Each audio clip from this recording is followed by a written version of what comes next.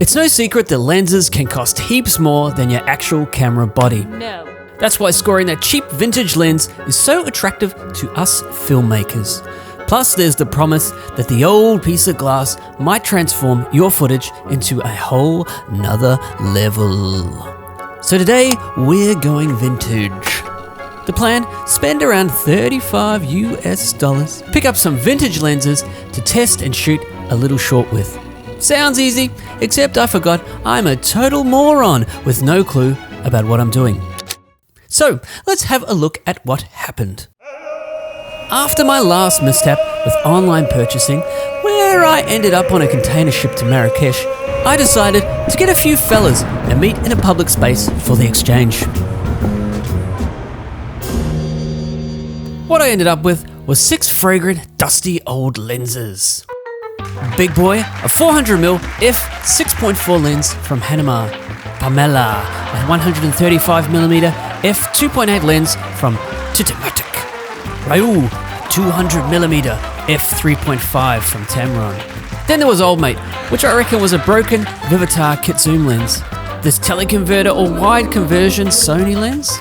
And little fella here, which I have no idea what kind of camera this fits. Most of these lenses I think were pretty cheap in the day, but had okay specs like the low aperture on Pamela.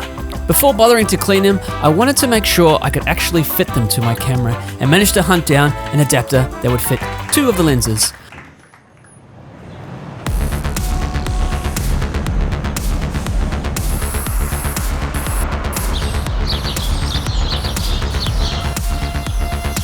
After watching 2 YouTube videos, I became a basic overnight expert on lens cleaning. Not true. The first one I blew with some air, then cleaned with soapy water, and finally glass cleaner. Test and looks all good.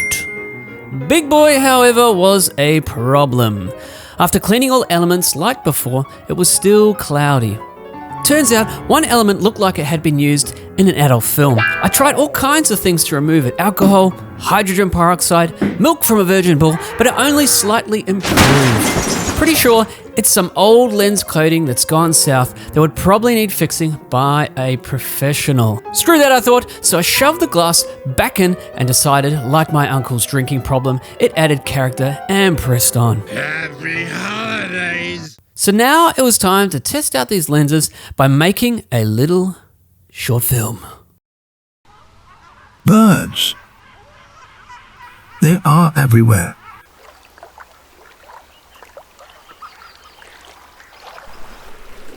Big birds, little birds and baby birds, fascinating. Yucky bird stuff. Yummy bird stuff. They have pokey little beaks and flappy little wings. This is not a bird.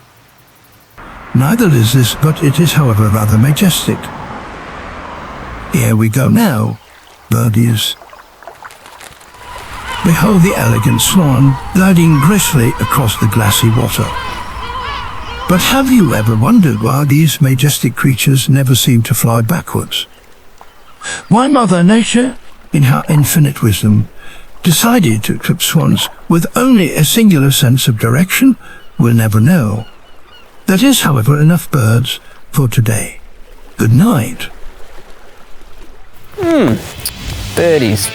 Anyway, the question is, would I recommend getting yourself a cheap old lens? And the answer is yes, I would. So they're not that practical, let's be honest, and I haven't really used it that much in the last 10 months, but it was awesome just shooting for the fun of it, playing around with the lenses, pulling them apart without a worry that you break them because they don't cost very much, and also playing around with some crazy new focal lenses that I wouldn't normally play with, like that big 400mm one. One of the other cool things was actually just getting out there in the nature. So, thanks for watching, gang, and I'll catch you in the next video. Whew, hope they don't think I was compensating for anything with that big black lens of mine. Anyways. Boo-doo-doo.